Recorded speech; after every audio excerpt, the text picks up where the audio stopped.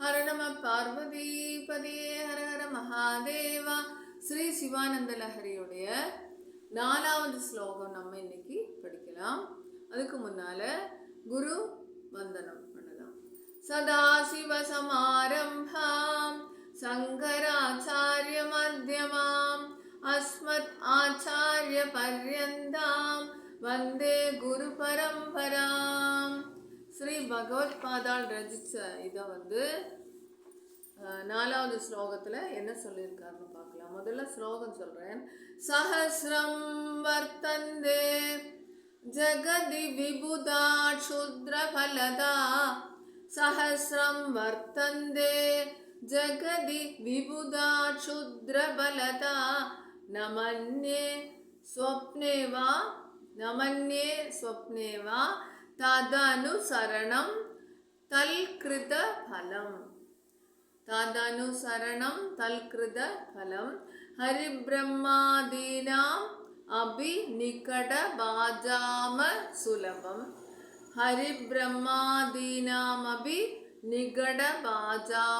சுலபம்.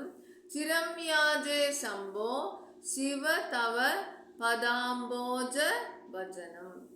சிரம் யாஜே சம்போ தவ பதாம்போஜ பஜனம்.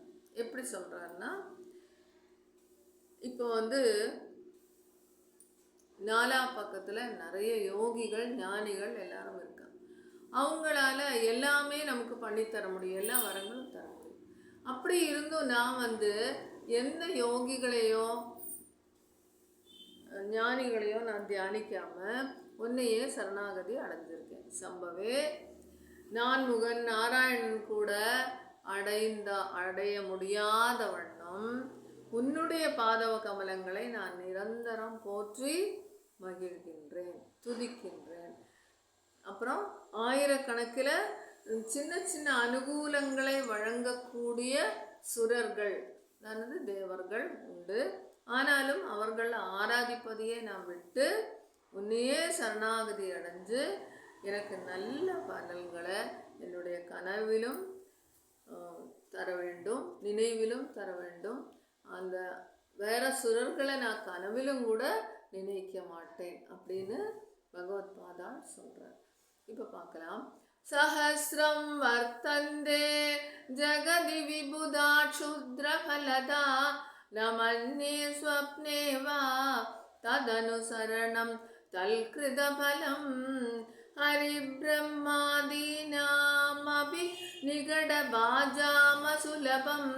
சிரம் யாஜே சம்போ சிவ தவ பதாம்போஜ பஜனம். ஹர நம பார்வதி பதே ஹர ஹர மகாதேவா. தென்னாடுடைய சிவனே போற்றி, எந்நாட்டவர்க்கும் இறைவா போற்றி. எல்லாரும் சப்ஸ்கிரைப் பண்ணுங்க, ஷேர் பண்ணுங்க, எல்லாருக்கும் யூஸ்ஃபுல்லாக இருக்கும். பை ராம் ராம்.